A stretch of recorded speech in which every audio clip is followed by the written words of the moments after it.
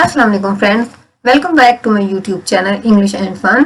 आज की जो हमारी वीडियो है वो कुछ ऐसे सेंटेंसेस है जिनको कि हम फ्रेजेस के साथ ट्रांसलेट करेंगे। नॉर्मली हम इनको वैसे भी ट्रांसलेट कर सकते हैं, लेकिन इस वीडियो में चूंकि मैंने फ्रेजेस यूज की हैं इन सेंटेंसेस के लिए, तो हम फ्रेजेस को यूज करते हुए इनको ट्रांसलेट करेंगे। जैसे कि ये सेंटेंसेस मैंने लिखे हैं कि मुझे क्या समझाना, मैं तो पहले से ही मुतफिक हूँ। इसको हम एक फ्रेज को या इडियम को यूज करते हुए ट्रांसलेट करेंगे।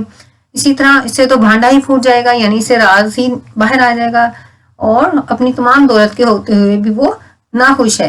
इस तरह के जो सेंटेंसेस हैं, इन सेंटेंसेस के लिए एक स्पेसिफिक मैंने फ्रेज ली हुई है, उसके साथ ट्रांसलेट करेंगे। फिर हम इनके साथ आगे एग्जांपल्स बनाएंगे तो आपको फर्दर क्लियर हो जाएगा। अच्छा, जो हमारा फर्स्ट सेंटेंस है उसके लिए जो हमने फ्रेज यूज की है वो है यू आर टेलिंग मी, यानी मुझे क्या समझाना, मैं तो पहले से ही मुतफिक हूँ। इसके लिए हमारी फ्रेज जो है वो है यू आर टेलिंग मी। इसको हम अपने सेंटेंस में यूज करेंगे और फिर हम अपना बाकी का सेंटेंस कंप्लीट करेंगे। इंग्लिश में इसका मीनिंग ये है कि use to say that you strongly agree with what someone has just said, कि अभी अभी जो किसी ने कुछ कहा है आप उससे पूरी पूरी तरह से मुतफिक हैं। ठीक है, तो और आप उसको क्या समझाना, चूंकि वो बंदा पहले से आपके साथ मुतफिक है। हम एग्जांपल्स देखते हैं, इससे आपको क्लियर हो जाएगा। जैसे कि मैं तो पहले से ही मुतफिक हूँ, वो बहुत ज़हीन इंसान है, तो इसको हम इस तरह से करेंगे you are telling me he is such an intelligent person. You are telling me, अब यू आर टेलिंग मी को हम सेंटेंस के स्टार्ट में भी लिख सकते हैं और इसको एंड पे भी ले जा सकते हैं, और कन्वर्सेशन में भी हम इसको यूज कर सकते हैं। यानी दो बंदे जब बात कर रहे हैं, वो आगे एग्जाम्पल मैंने लिखी है तो वहां से आपको क्लियर हो जाएगा। अच्छा, इस यहाँ पे है यू आर टेलिंग मी, यानी मुझे मैं तो पहले से मुतफिक हूँ, आप मुझे क्या बता रहे हैं कि ही is such an intelligent person, वो बहुत ही ज़हीन इंसान है।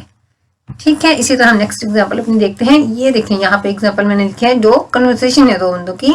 यानी पर्सन वन कह रहा है this book is worth reading, ये बुक बहुत पढ़ने के काबिल है, बहुत अच्छी है, पढ़े जाने के काबिल है। तो पर्सन बी कह रहा है you are telling me I have read it 20 times, कि आप मुझे बता रहे हैं, ये मुझे बता रहे हैं कि इसका हम ऐसे नहीं करेंगे, यानी मैं तो पहले से ही मुतफिक हूँ, मुझे क्या बता रहे हैं, आई हैव रेड इट 20 टाइम्स, मैंने इसको 20 बार पढ़ा है, यानी मैं तो इसको 20 बार पढ़ चुका हूँ। मुझे तो पहले ही इस बात पे इत्तेफाक है कि ये बुक बहुत अच्छी है। इसी तरह यहाँ से स्वाद तक कार में जाना मुश्किल है, बिल्कुल मैं मुतफिक हूँ, यानी बंदा कह रहा है, यहाँ से एक बंदा जो है वो खुद बात कर रहा है और वो खुद ही उसको आंसर दे रहा है कि यहाँ से स्वाद तक जाना कार में मुश्किल है, मैं आपकी बात से इत्तेफाक करता हूँ, यानी मैं मुतफिक हूँ कि यहाँ से वहां तक का सफर बहुत मुश्किल है। Driving from here to Swat is in a car is hard, यानी यहाँ से स्वात तक का कार में सफर बहुत मुश्किल है। यू आर टेलिंग मी, मैं मुत्तफिक हूँ आपसे इस बात पर। ठीक है, आई होप क्लियर हो गई है आपको एग्जाम्पल। एक और एग्जाम्पल इसकी देख लेते हैं। उसके साथ रहना एक अजाब है, मैं बिल्कुल मुत्तफिक हूँ, मुझे क्या समझा, he is such a pain to live with, यानी उस बंदे के साथ रहना है बिल्कुल एक अजाब है। यू आर टेलिंग मी, मैं मुत्तफिक हूँ मैं आपके साथ इस बात पर। ठीक है, अच्छा जी, अब हमारी आगे है नेक्स्ट फ्रेज। ये है, इससे हमने अभी शुरू में लिखा था कि इससे तो भांडा ही फूट जाएगा, यानी इससे हमारा राज बाहर आ जाएगा। तो इसके लिए जो हम फ्रेज यूज करेंगे वो है that would be telling. That would be telling का मतलब ये होता है कि इससे तो भांडा ही फूट जाएगा, इससे तो राज ही बाहर आ जाएगा।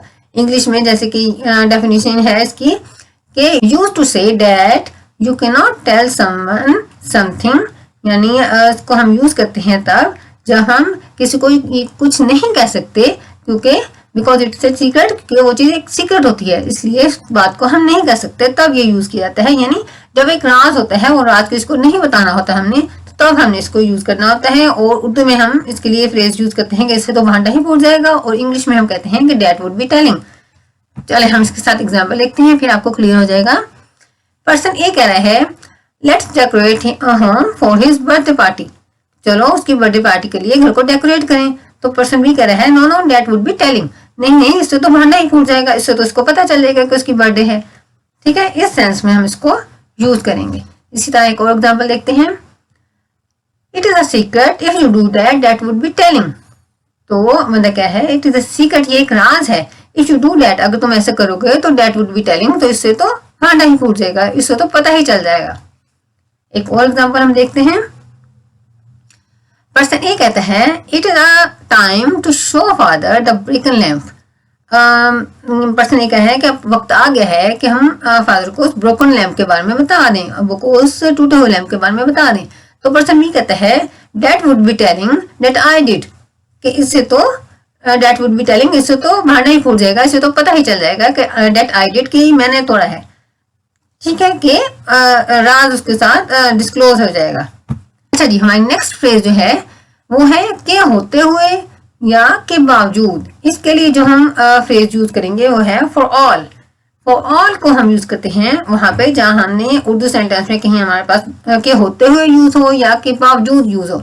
अच्छा, इसके लिए इन स्पाइट ऑफ और डिस्पाइट भी हम यूज करते हैं, लेकिन इस वीडियो में मैंने चूंकि फॉर ऑल की फ्रेज को यूज किया है तो हम इसी के साथ ही इसको ट्रांसलेट करेंगे। जैसे कि ये एक एग्जांपल मैंने लिखी है कि अपनी तमाम दौलत के होते हुए भी वो नाखुश है। For all his wealth he is unhappy. ठीक है, फॉर ऑल हिज वेल्थ यानी अपनी तमाम दौलत के होते हुए भी वो नाखुश है। इसके लिए जो स्ट्रक्चर है वो इस तरह से है कि हम फॉर ऑल पहले लिखेंगे, फिर हमारा नाउन आ जाएगा और फिर हमारी क्लास आ जाएगी, यानी फिर हमारी जो बाकी का सेंटेंस है वो हमारी आ जाएगी। हम एग्जांपल्स और देखते हैं तो वहां से आपको क्लियर हो जाएगा। बूढ़ा होते हुए भी वो सेहतमंद है। फॉर ऑल हिज एज या for all his old age he is healthy, यानी बूढ़ा होते हुए भी एज अगर हम यूज करें तो उसका मतलब ये ज्यादा उम्र हो जानी होती है, या हम एज भी यूज कर सकते हैं और ओल्ड एज भी यूज कर सकते हैं। फॉर ऑल हिज एज, अपनी उम्र के बावजूद यानी बूढ़ा होने के बावजूद भी ही इज हेल्दी, वो सेहतमंद है। अच्छा जी, इसी तरह खराबियों के होते हुए भी वो अच्छा इंसान है। For all his defects he is a good person.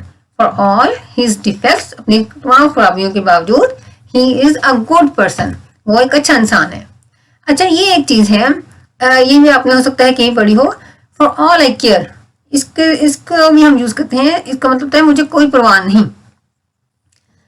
ठीक है, ये फॉर ऑल के साथ थोड़ा सा और एडिशन किया हुआ है, फॉर ऑल आई केयर।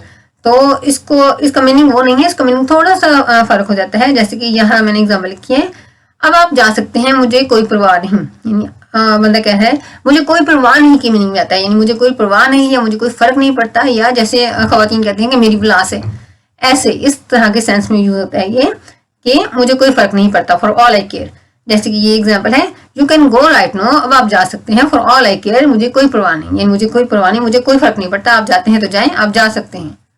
ठीक है, इसी तरह एक और एग्जाम्पल है, जो हो रहा है होने दो, मुझे कोई फर्क नहीं पड़ता। Let the nature take its course, for all I care. Let the nature take its course, ये भी एक फ्रेज है। इससे मतलब ये है कि जो हो रहा है होने दो, इसका पूरे का मतलब मीनिंग यही है। Let the nature take its course for all I care, कि जो हो रहा है होने दो, मुझे कोई फर्क नहीं पड़ता। ठीक है जी, ये हमारी वीडियो यहाँ तक की थी। हमने जो फ्रेजेस यूज की हैं उनको आप एक बार दोबारा से देखें, बड़ी काम की हैं। एक अपने सेंटेंसेस में अगर आप इसको यूज करेंगे तो आपको ज्यादा प्रैक्टिस से फायदा होगा, वैसे पढ़ने से इतना फायदा आपको नहीं हो सकता। ठीक है, नेक्स्ट वीडियो में हम किसी और टॉपिक के साथ मिलेंगे। टिल देन अल्लाह हाफिज।